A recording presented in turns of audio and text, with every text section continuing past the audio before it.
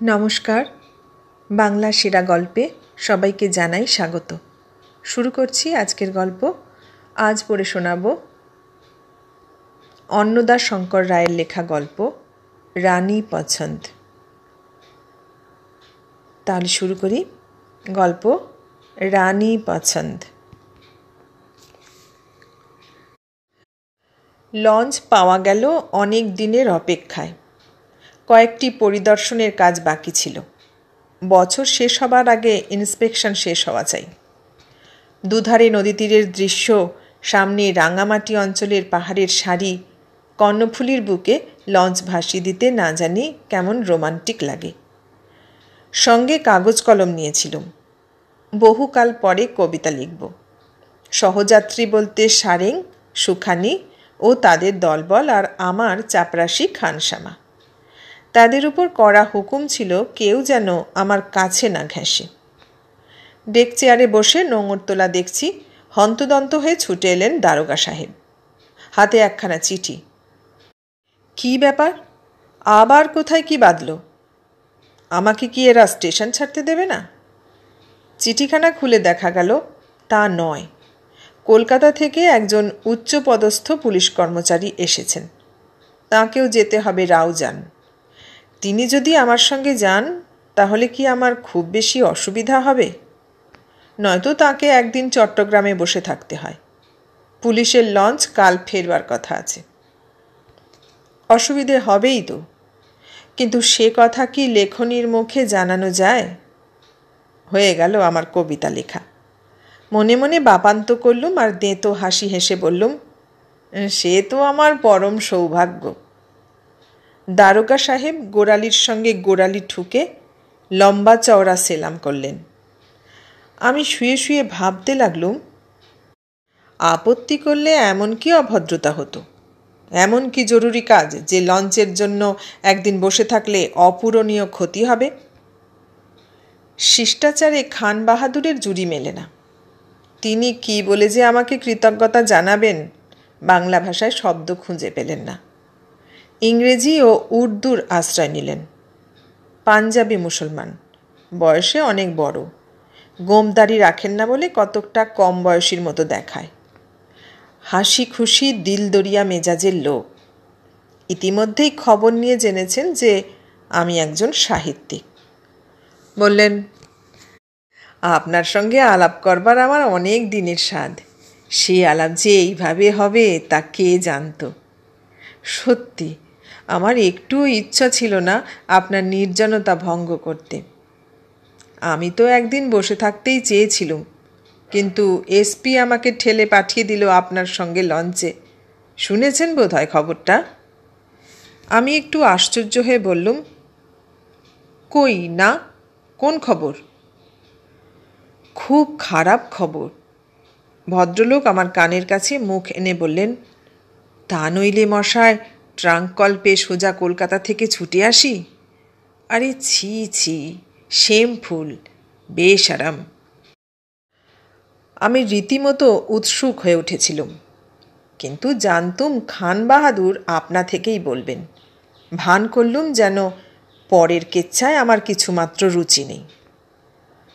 আপনারা সাহিত্যিক, আপনারা কথায় কথায় বলেন সত্য শিব সুন্দর, কিন্তু আমার এই ৪৫ বছর বয়সের অভিজ্ঞতা বলছে যা সত্য তা সুন্দর নয়, যা সুন্দর তা শিব নয়। আমি যদি কোনো দিন কেতাব লিখি, আমি কি লিখব শুনবেন? লিখব, সুন্দর মেয়েরা প্রায়ই মন্দ হয়, মন্দ মেয়েরা প্রায়ই সুন্দর হয়। এই বলে খান বাহাদুর হো হো করে হেসে উঠলেন। হাসলুম আমিও, কিন্তু সঙ্গে সঙ্গে এ কথাও বললুম, আমাদের বাংলাদেশে নয় কিন্তু। ভদ্রলোক ব্যঙ্গ করে বললেন, না, বাংলাদেশে নয়। বাংলাদেশে কাজ করতে করতে চুল পেকে গেল দাদা। আর এই যে রাউজান যাচ্ছি। রাউজান? রাউজান যাচ্ছি, এটা কি বাংলাদেশের বাইরে? আলাপ দেখতে দেখতে জমে উঠল। আমি আমার খানসামাকে ডেকে পাঠাতেই তিনি বলে উঠলেন, আরে না না দাদা, আপনি আমার মেহমান। কেমন করে আমি তার মেহমান হলুম? লঞ্চ তো বলতে গেলে আমার, কিন্তু কে শোনে আমার কথা। বিকেলে চার অর্ডার তিনিই দিলেন। লঞ্চ ততক্ষণে সদরঘাট ছেড়ে দিয়েছে। পাশাপাশি দুখানা ডেক চেয়ার পেতে পাহাড়ের দিকে মুখ করে জাঁকিয়ে বসলুম। খান বাহাদুর বলতে লাগলেন, যে এসে লোক নয় দাদা, একটা সার্কেলের ইন্সপেক্টর। এককালে আমি ওর এসপি ছিলাম। ওর কাজ দেখে তারিফ করেছি। মাথা পাগলা নয়, কবি নয়। মাফ করবেন বেয়াদবি। সচ্চরিত্র বলে সুনামও ছিল ওর। এমন মানুষ কিনা চাকরির মায়া কাটিয়ে ছেলে মেয়েদের দিকে না তাকিয়ে, বিবি নেই নইলে আফসোসের বাত হতো, এমন মানুষ কিনা হঠাৎ উধাও হলো। উধাও হলো? আমি চমকে উঠলুম। আর বলেন কেন লজ্জার কথা? খান বাহাদুর রেশমি রুমাল দিয়ে মুখ মুছলেন, চোখ মুছলেন। গিয়েছিল খুনি মামলার তদন্ত করতে। বর্গি মেয়ে মশায়, শয়তান কিল্লার কি? তোরা বাঙালি মুসলমান, তোদের বরাতে সইবে কেন? বিয়ে করে এনেছিল কোথা থেকে? যে লোকটা খুন হয়েছে তার কথা বলছি। অমন রূপসী নাকি বর্মাতেও নেই। সতীন আছে দেখে অমনি খসমের গলায় ছুরি দিয়েছে। আমি উৎকণ্ঠ হয়ে শুনছিলাম। কই, এ মামলার খবর তো আমার কাছে আসেনি। যা বলছিলাম, গিয়েছিল তদন্ত করতে। দারোগাই করেছিল তদন্ত। তবে মেয়েটা বাংলা বোঝে না বলে ইন্সপেক্টরকেও যেতে হয়েছিল। ওই তদন্তই ওর কাল হলো। একদিন দুদিন যায়, তদন্ত আর ফুরোয় না। শেষ কাণ্ডে দেখা গেল আসামিও নেই, অফিসারও নেই। হা হা হা হা। হাসির কথা নয়। নারী হরণের মামলায় আমি কোনোদিন কাউকে ছাড়িনি। আমি বেশ একটু উষ্ণ হয়ে বললুম, এতদিন আপনারা করছেন কি? কেন ওকে গ্রেপ্তার করা হয়নি? এ শুধু ডিপার্টমেন্টের ব্যাপার নয়, কোর্টের ব্যাপারও বটে। খান বাহাদুর একটু কঠিন হয়ে বললেন, কোর্টের ব্যাপার কি না সেইটাই তো প্রশ্ন। মেয়েটা বিধবা, সুতরাং ফুসলানির অভিযোগ টেকে না। মেয়েটার বয়স হয়েছে, সুতরাং হরণের অভিযোগ খাটে না। কোন ধারায় আপনি ওকে অপরাধী করবেন শুনি? আমি নিরুত্তর। বাঁকা হাসি হেসে বললেন, তারপর যদি ওরা বিয়ে করে থাকে? না দাদা, অত সহজ নয়। চাকরি থেকে বরখাস্ত করতে সকলে পারে। কলকাতার পুলিশ দপ্তর থেকে সে ব্যবস্থা হবে। কিন্তু মরার উপর খাঁড়ার ঘা দিতে আপনার হাত নিষ্পিস করলেও তার আগে আইনটা একটু পড়া লাগবে। সত্যি তাই। বড় মাছটা ছিপ থেকে ফসকে গেলে যেমন কষ্ট হয়, তেমনি কষ্ট হলো আমার। খান বাহাদুর কিন্তু এর জন্য দুঃখিত নন। বললেন, শুনছি ওরা পার্বত্য চট্টগ্রামে গা ঢাকা দিয়েছে। সেখান থেকে বর্মা চলে যাবে হাঁটা পথে। তারপর কদিন রূপসীর অনুগ্রহ থাকবে কে জানে। লোকটাকে বাঁদর নাচিয়ে একদিন জবে করবে কি লাথি মারবে খোদা জানেন। সুন্দর মুখ দেখলে আমি দূর থেকে সেলাম করে সরে পড়ি। আইনের বই আমার সঙ্গে ছিল না। সেই জন্য জোর করে বলতে পারছিলাম না যে আসামিকে যদি কেউ ফেরার হতে সাহায্য করে আইনে তার সাজা আছে। মনে মনে অস্বস্তি বোধ করছিলাম। তা লক্ষ্য করে ভদ্রলোক বললেন, যা দিনকাল পড়েছে, আপনি হয়তো ভাবছেন আমি পুলিশ বলে পুলিশের জন্যে আমার দরদ, আমি মুসলমান বলে মুসলমানের জন্যে আমার দরদ। সত্যি বলছি, তা নয়। আমি পুরুষ বলে আমার দরদ পুরুষের জন্যে। মেয়েটাই নরহরণ করেছে। এ কথা শুনে আমার ভিতরে যে ফেমিনিস্ট ছিল সে প্রতিবাদ না করে পারল না। সে বলল, যার মধ্যে বিন্দুমাত্র শিভ্যালারি আছে সে কখনো নারীকে দোষ দিতে পারে না। দোষ সবসময় পুরুষের, তবে কোনো কোনো ক্ষেত্রে কারুর নয়, নিয়তির। হ্যাঁ হ্যাঁ, এবার ঠিক, নিয়তির। খান বাহাদুর প্রীত হয়ে বললেন, ঠিক এই রকম নিয়তির খেলা দেখেছি আমার প্রথম যৌবনে, আমার এক বন্ধুর জীবনে। বন্ধুটি হিন্দু। আপনি হয়তো মনে করবেন, এ কী কথা, হিন্দু কবে থেকে মুসলমানের বন্ধু হলো? কিন্তু আজকের এই বিশ্রী আবহাওয়া 20 বছর আগে ছিল না। মহাযুদ্ধের শেষে আমরা দুজনে যখন মিলিটারি থেকে বেরিয়ে পুলিশের চাকরি পাই, তখন কে হিন্দু কে মুসলমান। আহা, সেসব দিন কি আর ফিরবে না? তার কণ্ঠে আন্তরিকতার সুর। স্মৃতির সরণি বেয়ে তিনি 20 বছর নিচে নেমে গেলেন, যেখানে সঞ্চিত ছিল পুরাতন মদিরা। অন্যমনস্কভাবে বললেন, ঘটনাটা কতকাল পুরনো, আমারই মনে ছিল না। হঠাৎ কেমন করে মনে পড়ে গেল। এই যে বেশ স্পষ্ট হয়ে মনে পড়েছে। দেখতে দেখতে সব উজ্জ্বল হয়ে উঠেছে। ওর দিকে চোখ ফেরালুম। তিনি কি সেই মানুষ না আর কেউ? একজন নওজওয়ান অর্ধশয়ান হয়ে স্বপ্ন দেখছে। হু হু করে ছুটে আসছে বাতাস, বাতাসকে ঠেলা দিয়ে ছুটে চলেছে লঞ্চ। জল দুভাগ হয়ে চিরে চিরে যাচ্ছে কাটা কাপড়ের মতো। ঢেউ পড়ে থাকছে পিছনে। ঢেউয়ের দোলা লেগে উঠছে ও নামছে পেছিয়ে যাওয়া সাম্পান। খান বাহাদুর বলতে লাগলেন, মেহেরবান সিং রাজপুত ঘরানা। আমার পূর্বপুরুষরাও রাজপুত ছিলেন। যে যাই বলুক, রক্তের টান বলে একটা কিছু আছে। রাজপুতের সঙ্গে আমি যতটা আত্মীয়তা বোধ করি, এদেশের মুসলমানদের সঙ্গেও ততটা নয়। তা বলে হিন্দু ধর্মে আমার বিশ্বাস নেই। ধর্মের বেলা আমি গোঁড়া মুসলমান। তখন এই সারেং, সুখানি, চাপরাশি খানসামা আমার আপনার লোক, আর মেহেরবান সিং আমার একজন দোস্ত। কিন্তু ওর মতো দোস্ত তখনকার দিনে কেউ আমার ছিল না। রোজ আমাদের দেখা হতো, আর দেখা হলে ঘন্টার পর ঘন্টা কেটে যেত খোশ গল্পে আর দিবা স্বপ্নে।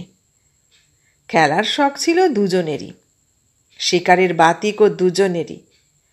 তখনকার দিনে সিনেমা ছিল না এখনকার মতো। আমাদের যেখানে চাকরি, সেখানে মাঝে মাঝে সিনেমা আসতো কিছুদিনের জন্যে। সে কটা দিন আমরা দুজনে একসঙ্গে সিনেমায় যেতুম, তামাশা দেখতুম। অন্যান্য অফিসারদের মতো আমরা গান শুনতে বাইজির বাড়ি যেতুম না। দুজনেই ছিলুম পিউরিটান কিসামের লোক। ওর বিয়ের কথাবার্তা চলছিল, আমার বিবি তখন বাপের বাড়িতে। ও চায় শিক্ষিতা মেয়ে। তখনকার দিনে মেয়েদের লেখাপড়ার রেওয়াজ ছিল না। এখন হয়েছে কি, পাঞ্জাবের ওই ক্যান্টনমেন্ট শহরটিতে এক মিলিটারি কন্ট্রাক্টর ছিল, তার অনেক লাখ টাকা। আমরা যখন সেখানে যাই, তখন সে মারা গেছে। তার সম্পত্তির অর্ধেক পড়েছে তার বড় বউয়ের হিস্সায়, অর্ধেক তার ছোট বউয়ের হিস্সায়। বড় বউ থাকে ঠাকুর দেবতা নিয়ে, আর ছোট বউ থাকে আমোদ প্রমোদ নিয়ে। দুজনের একজনেরও বাল বাচ্চা হয়নি। যে যার নিজের মহলে থাকে, নিজের দাসদাসী, নিজের গাড়ি জুড়ি, বিলকুল আলাদা বন্দোবস্ত। লোকে বলতো বড় রানী ছোট রানী, কারণ স্বামীর রাজা খেতাব ছিল। আমরা যখন সেখানে যাই, তখন সকলের মুখে শুনি, সুরজভান যেমন সুন্দরী তেমন সুন্দরী কেউ কোথাও দেখেনি। কিন্তু সুন্দরী হলে হবে কি, তার চাল চলন তেমন ভালো নয়। সে পর্দা মানবে না, ক্লাবে যাবে, সাহেবদের সাথে নাচবে, স্টেশনের যত অফিসার সবাইকে ডেকে পার্টি দেবে। কেউ তাকে দুবার একই শাড়ি পরতে দেখেছে বলে শোনা যায় না। তার জুতো কমসে কম 200-500 জোড়া হবে। সে নাকি দুধের সর মাখে আর দুধের হাউসে গোসল করে, আর সেই দুধ নাকি পরে বাজারে বিক্রি হয়। জোর গুজব, সে যাকে একবার নেক নজরে দেখবে, তার আর কোনো কামনা অতৃপ্ত রাখবে না, সে যেই হোক না কেন। তার বিচার নেই, সে ধন চায় না, উপহার চায় না। কেবল তার পছন্দ হলে হলো। পছন্দ কিন্তু সহজে হয় না। জয়েন করা 2-3 সপ্তাহ পরে আমার নামেও সুরজ ভানের নিমন্ত্রণপত্র এলো, গার্ডেন পার্টির নিমন্ত্রণ। মেহেরবানকে জিজ্ঞাসা করে জানতে পেলুম তার নামেও এসেছে, কিন্তু সে যাবে না। কেন যাবে না? কারণ সে অমন স্ত্রীলোকের সংস্রব রাখতে চায় না। আমি রসিকতা করে বললুম, এক জাতের আম আছে, তার নাম রানী পাসন্ত। তোমার ইচ্ছা করে না রানী পাসন্ত হতে? আমি তো আম নই, আমার আত্মসম্মান আছে। চিরকাল পছন্দ করে এসেছে পুরুষ, পছন্দের অধিকার পুরুষের। এক্ষেত্রে তা নয়। সুরজ ভান আমাকে চোখ দিয়ে যাচাই করবে, আর চাই কি আমাকে না পছন্দ করবে।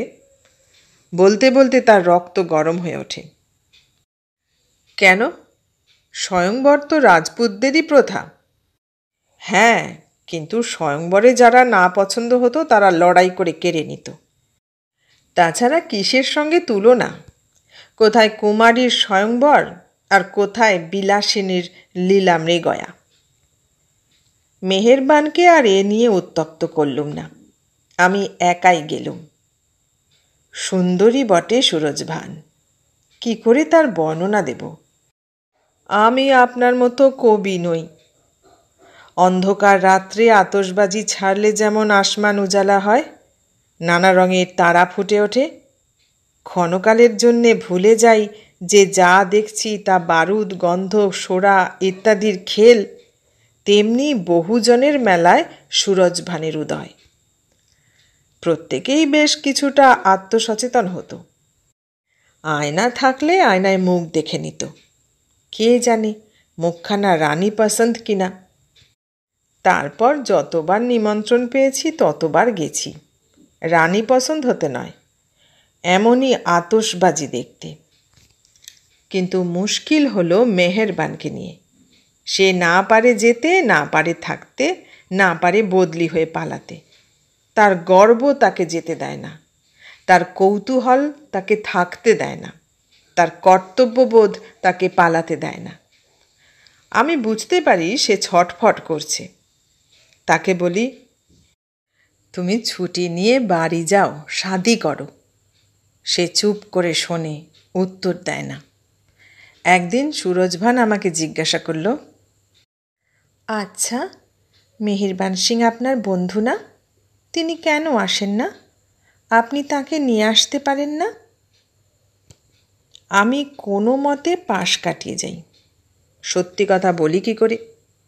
সদা সত্য কথা বলিও পাঠ্যপুস্তকেই শোভা পায়। কিন্তু ফিরে গিয়ে মেহেরবানকে খুলে বললুম। সে ও কথা শুনে কেমন যেন দিশাহারা বোধ করলে। খুশি হবে না রাগ করবে না কি করবে বুঝতে পারল না। আমাকে ফেলে বেড়াতে বেরিয়ে গেল।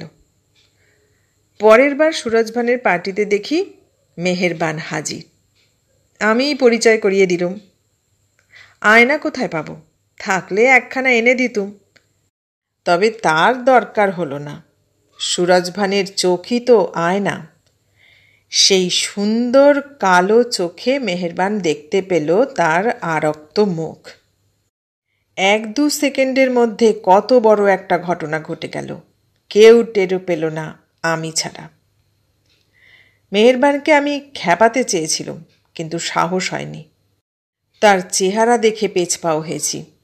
সে কলের মতো কাজ করে যায়, ডিউটি বাজিয়ে যায় সম্মানে। আমার সঙ্গে মেলামেশারও বিরাম নেই, তবু ভিতরে বদলে যেতে থাকে। আপনা থেকে আমাকে যদি কিছু বলে তো শুনি, গায়ে পড়ে আমি কিছু বলিনি। তার সর্বশরীর উন্মুখ হয়ে রয়েছে একজনের জন্যে। সমস্ত মন পড়ে আছে ওর কাছে, অথচ স্বীকার করবে না। মুখে বলবে অন্য কথা, বলবে আমি ওকে ঘৃণা করি, ওর অঙ্গ দূষিত, ওর সঙ্গ দূষিত, ওটা একটা গণিকা ভিন্ন আর কি। টাকা নেয় না, এই যা তফাৎ। আমার যদি খেয়াল হয় আমি সরাসরি কোনো এক গণিকার কাছে যাব, সেখানে আমার পছন্দ খাটবে, আমি দাম দিয়ে ভোগ করব। কিসের দুঃখে সুরজ ভানের দ্বারস্থ হব? হলে যে সেই আমাকে পছন্দ করবে, সেই দাম দিয়ে ভোগ করবে। আমি কি রানী পছন্দ? এমনি কত লেকচারই না শুনতে হতো আমাকে দিনের পর দিন। তার ভিতরে একটা দ্বন্দ্ব চলছে, সে কিছুতেই শান্তি পাচ্ছে না। আমার কাছে কবুল করবে না যে সে আকৃষ্ট হয়েছে। আমি বুঝি সবই, কিন্তু জানতে দিই না যে আমি বুঝি। আমি বলি, কেউ তোমাকে যেতে সাধছে না। তুমি না গেলে যে কেউ কিছু মনে করবে তাও নয়। সুরজভান যেমন সবাইকে নিমন্ত্রণ করে, তেমনি তোমাকেও করে। কাকে ওর পছন্দ কাকে নয় তা কি ও প্রকাশ্যে বিজ্ঞাপন দেয়? ও সব ইশারায় ঠিক হয়ে যায়। অনেক রাত্রে কোনো এক সংকেতস্থলে ওর গাড়ি এসে দাঁড়ায়। কোনো একজনকে তুলে নিয়ে অদৃশ্য হয়। কেউ কেউ লক্ষ্য করে কিনা সন্দেহ, তারপর ফিরিয়ে দিয়ে যায় আর এক জায়গায়। পাজি মেয়ে মানুষ, বদমাইশ মেয়ে মানুষ। মেহেরবান তেতে ওঠে, গালাগাল দেয়। ডাকু মেয়ে মানুষ, শয়তান মেয়ে মানুষ। আর যা যা বলে তা অশ্রাব্য, অশ্লীল। আমি প্রতিবাদ করি, তোমার তো কোনো লোকসান করেনি, তুমি কেন ইতর ভাষা আক্রমণ করছো? এটা কেমন ধারা সভ্যতা? কয়েকদিন পরে মেহেরবান বলে, সেদিন যে বলেছিলে সব ঠাড়ে ঠোরে ঠিক হয়ে যায়, কি ঠাড়? বাজারে একখানা চটি বই পাওয়া যায়, তাতে একরকম ঠাড় আছে। আমি বলি, তোমার তাতে কাজ কি? তুমি তো যাচ্ছ না, না যাচ্ছ? আমি যাব ওই খানকিটার বাড়ি? অসম্ভব। আমার নাম মেহেরবান সিং। আমরা হলুম চৌহান রাজপুত। অবস্থার ফেরে পুলিশের চাকরি করতে হচ্ছে, তা বলে কি আমাকে অধঃপাতে যেতে হবে?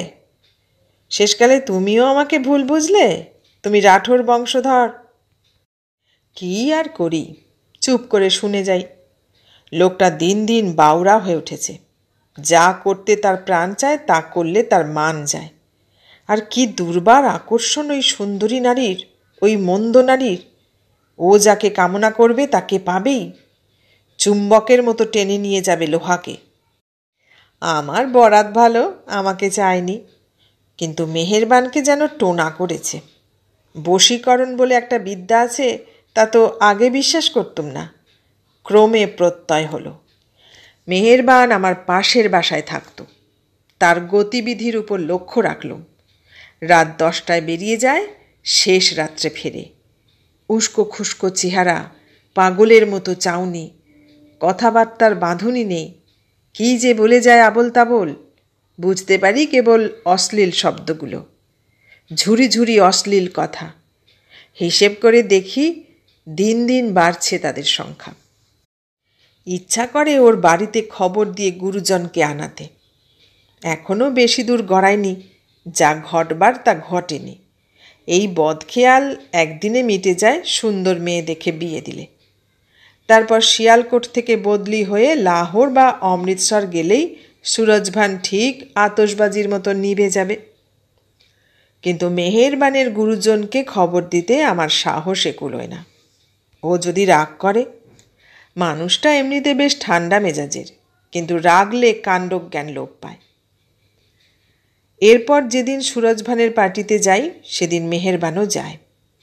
সেদিন ঠাড়ে ঠোড়ে সব ঠিক হয়ে যায়। দিন কয়েক পরে আমি প্যারেডের জন্য পোশাক পরছি, মেহেরবান সিং এসে বাগড়া দিল। তার চোখে মুখে প্রতি অঙ্গে জয়ের উল্লাস। তবু বিষাদের ভঙ্গি করে বলল, আমি মরে গেছি। আমি অনুমান করলাম এর অর্থ কী।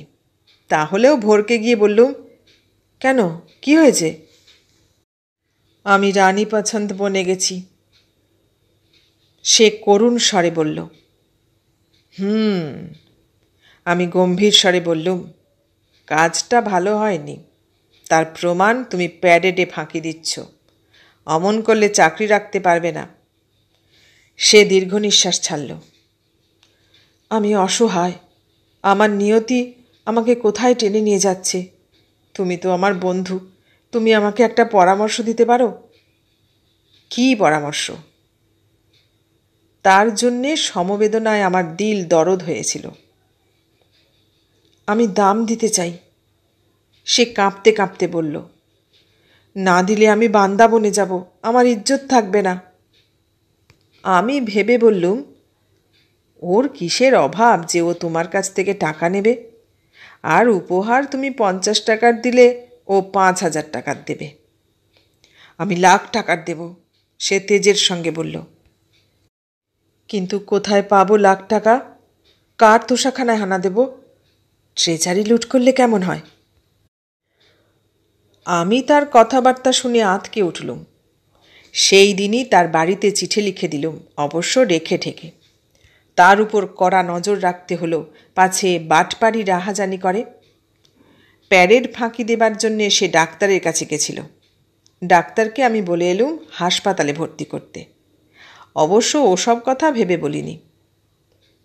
তার বড় ভাই ছুটে এলেন তাকে বাড়ি নিয়ে যেতে। ছুটি না পেলে সে যায় কি করে? ছুটির জন্যে দরখাস্ত করতে হলো। যতদিন মঞ্জুরি না আসে ততদিন সবুর করতে হবে। ইতিমধ্যে এক বিচিত্র ঘটনা ঘটল।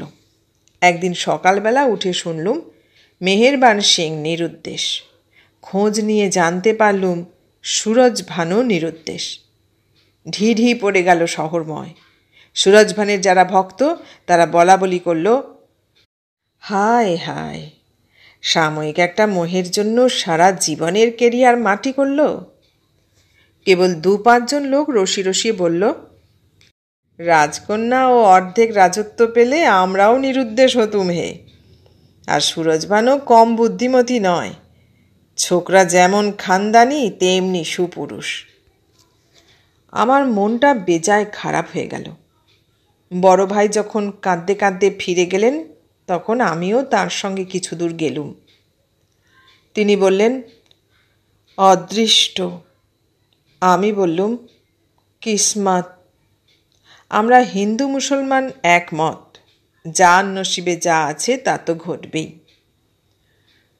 মাসের পর মাস যায়, মেহেরবানের খবর পাইনি।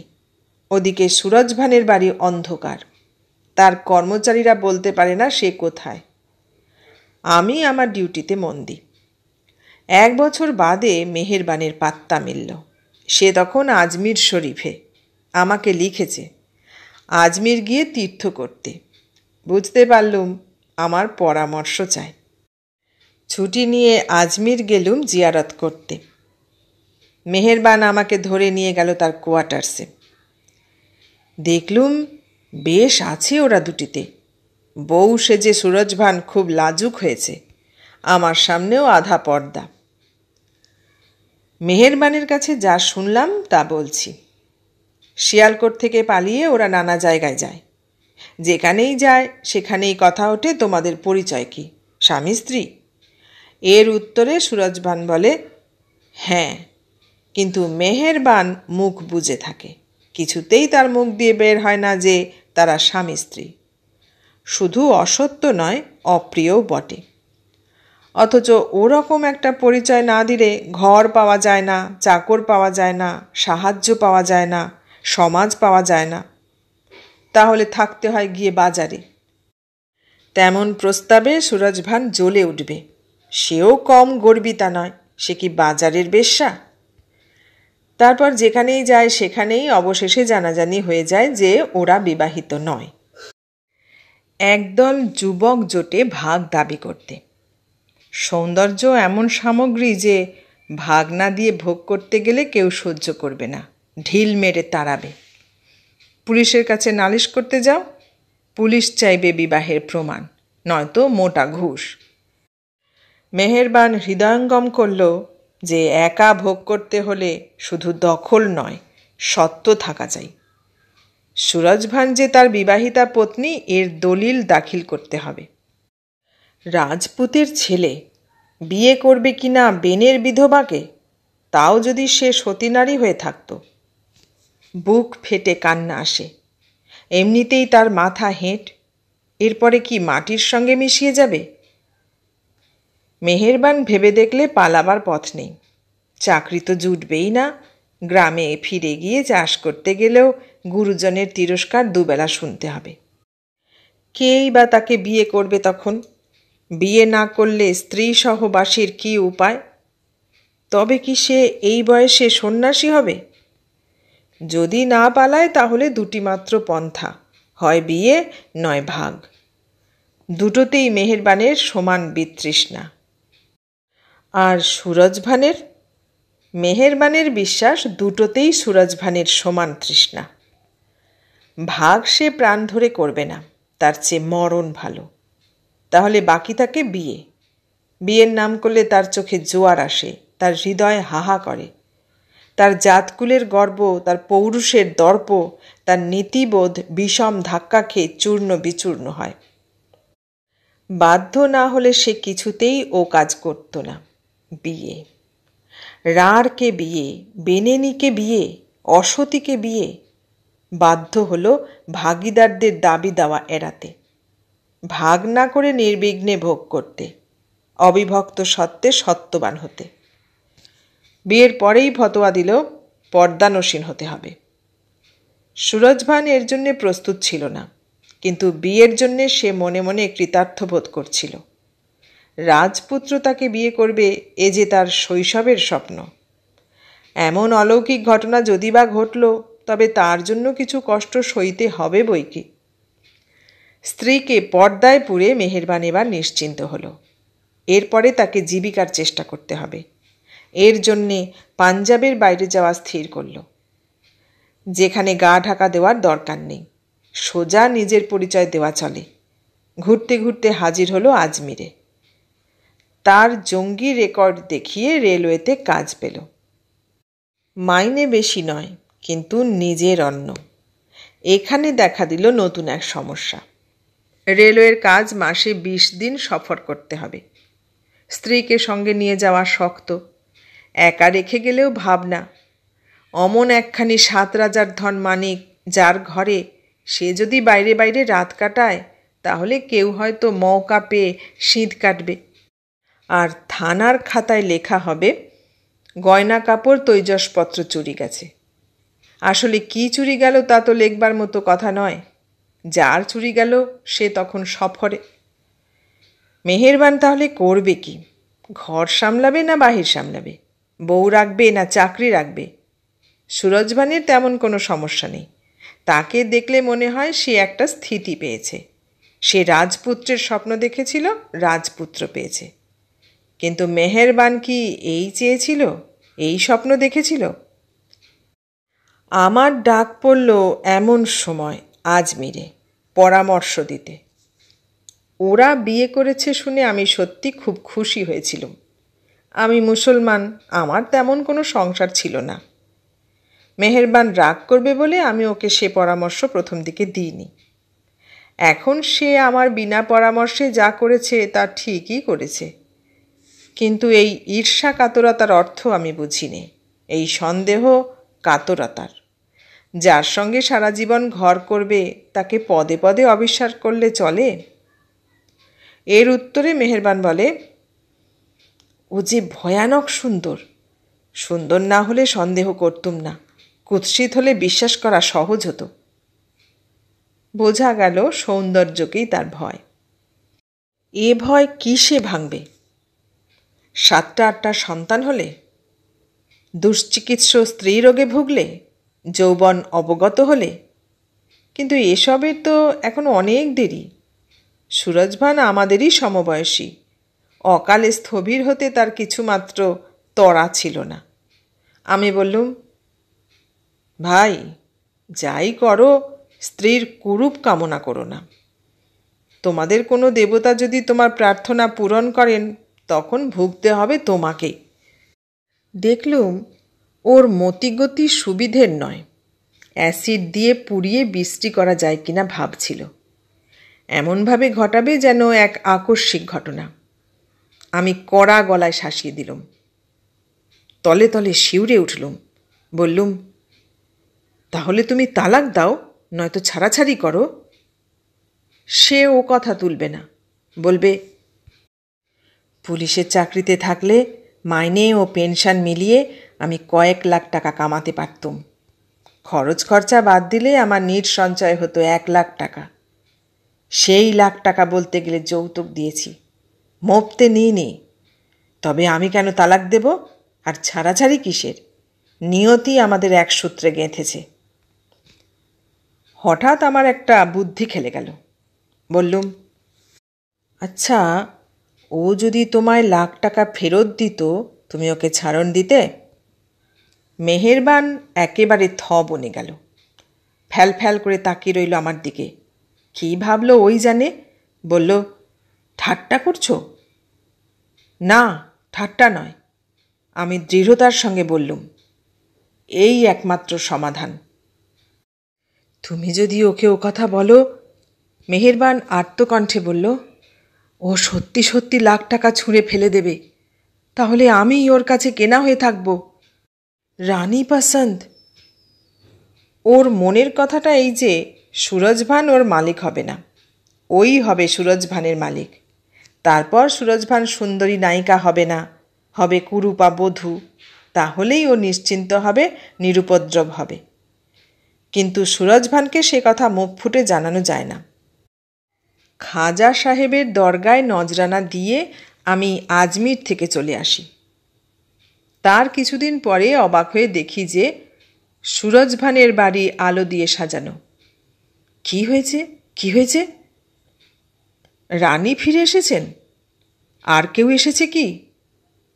না, আর কেউ তো আসেনি। খান বাহাদুর বলতে লাগলেন। তারপরে মেহেরবানের সঙ্গে আর দেখা হয়নি, চিঠি লেখালেখিও হয়নি। পাঞ্জাব থেকে আমি বাংলাদেশে বদলি হই। বদলি হই ঠিক নয়, গোপনীয় বিভাগে নিযুক্ত হই। তারপর থেকে এই প্রদেশে আছি। আমি যতদূর জানি এই শেষ। এই শেষ? আমার কৌতূহল নিবৃত্ত হতে চায় না। বলুন বলুন, তারপরে কি হলো? সুরজভানের কি হলো? মেহেরবানের কি হলো?